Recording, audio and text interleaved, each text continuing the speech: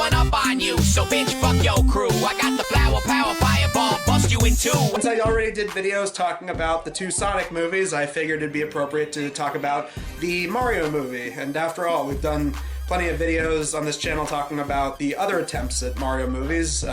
Later this month, there's going to be a Blockbusters review on the Japanese animated Mario movie. I've already done videos talking about the original Mario movie announcement and the first trailer and the 1993 movie. So yeah, it seems like it's the right time to talk about the recently released Mario movie. And my overall thoughts are, it's pretty good. In fact, honestly, I think I liked it just a little bit more than the Sonic movies. Though, very similar to those movies, I gotta say, this is one of those films that I was dreading just from the initial announcements and the first few trailers. Seems like this is one where the fans really seem to like it, but the critics really seem to hate it. And me personally, I enjoyed it for what it was. It's not a perfect movie, and there are a few things that I'm gonna criticize a little bit later on, but for the most part, I do enjoy this movie, and if you like Mario, whether it's the games or the old TV shows, I would say check the movie out, honestly. It's one of these movies you have to sit down and come to your own conclusion, because there's plenty of things to criticize here,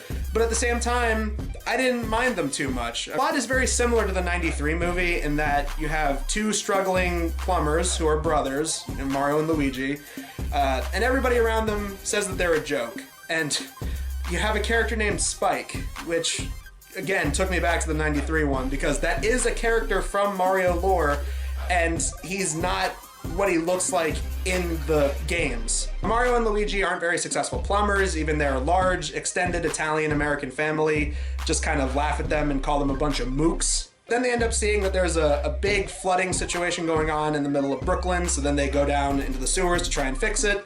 They end up going down the wrong pipe, and they end up getting separated, and that's where we get our Mario plot. Mario ends up in the Mushroom Kingdom. He's discovered by Toad, and Toad takes him to see the princess, who knows that Bowser is slowly trying to take out most of the kingdom so that he could take over, and Bowser also wants to marry Peach. Meanwhile, Luigi ends up in the Badlands and ends up getting captured by some dry bones and Shy Guys. There are tons of references to a ton of Mario games all throughout the generations. Feels like the movie was paying perfect homage to all the games that came before it, because there's so many different generations of Mario, you know, from the 8-bit to the current.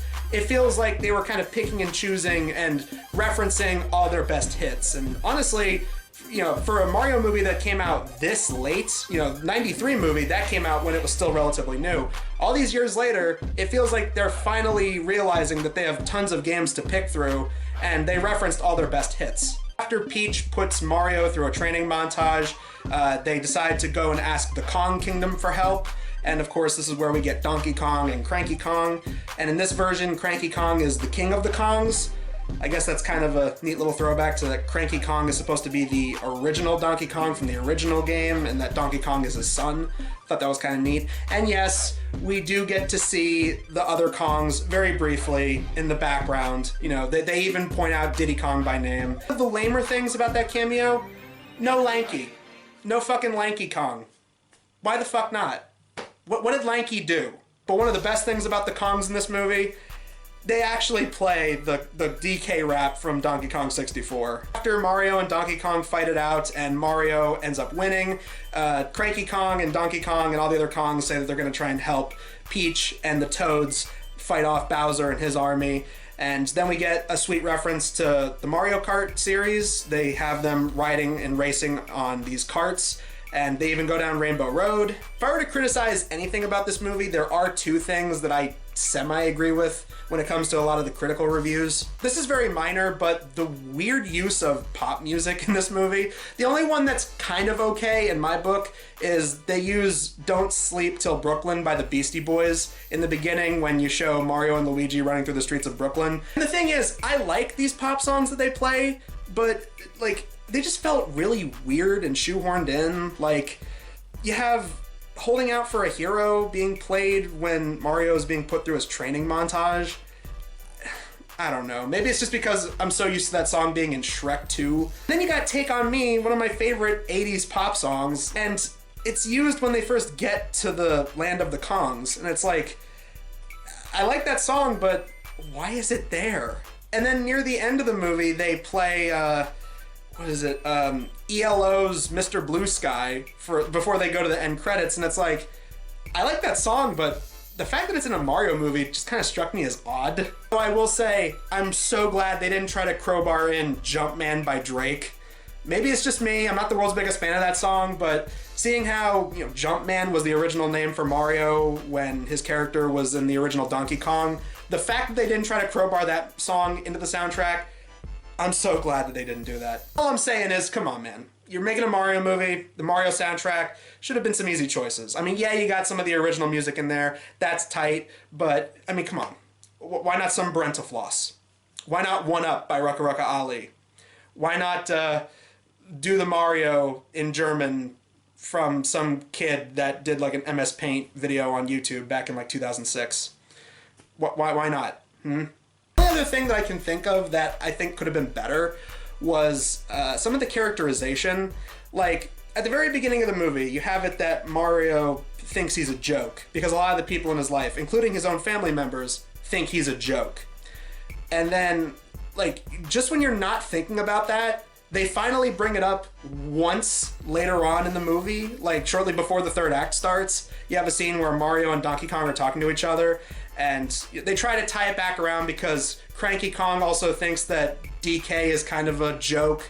So they have this back and forth where it's like, oh, your father doesn't respect you, and all that kind of thing. I don't know, something about that just kind of felt rushed. I think the main reason for that is because the movie has too many characters to work in. You have to get as many Mario characters in there. They still found a way to not include all of them, because you gotta have something for the sequel with that ending post-credits scene. But still, that stuff like that just kind of felt like, oh yeah, we need to tie it back around to this thing we set up at the beginning. I don't know, maybe it's just me. Stuff like that felt a little rushed. But again, as much as I'm being critical, I really do recommend this movie. If you're a Mario fan and if you want to see a good video game movie, yeah, I would say this is a better Mario movie than the '93 one. And the voice cast was also really good. I mean, Seth Rogen as Donkey Kong, any voice acting role of Seth Rogen is just Seth Rogen. Keegan-Michael Key as Toad actually was really charming. He had some pretty funny moments. I liked Charlie Day as Luigi. He's not in the movie a whole lot. Like, there are a couple scenes where he's, being held captive by Bowser. But I thought he was an okay Luigi. I gotta say, out of all the voices in the movie, Fred Armistad as Cranky Kong, I don't know, maybe I'm just used to Cranky Kong from the DK Country show. I wanted him to sound more like this. I'm down with being down. I kind of would have preferred if he was like that, but every time he spoke in this movie, I was just like, what, was Larry David busy? Like, every time he speaks, it's like, oh man, my son Donkey Kong, he's a klutz. But overall, I really enjoyed this movie. It's not perfect, it's not a movie for everyone, but honestly, if you're a fan of Mario, yeah, I'd say check it out. It's worth a shot, and come to your own conclusions. This is one of those movies where it's clearly not made for stuffy old movie critics who aren't really avid video game players. The best advice I could give is watch this movie at your own discretion and come to your own conclusions. But for me, personally, as a Mario fan, I really enjoyed it. But before I go, I want to answer the most important question that is burning on everyone's minds. How did Chris Pratt do as Mario? Well, let me tell you. I personally thought Jack Black as Bowser was easily the best thing in the movie, and I definitely look forward to him and Eggman Robotnik, played by Jim Carrey, squaring off in the Mario Sonic crossover movie that is definitely going to happen for realsies, yo.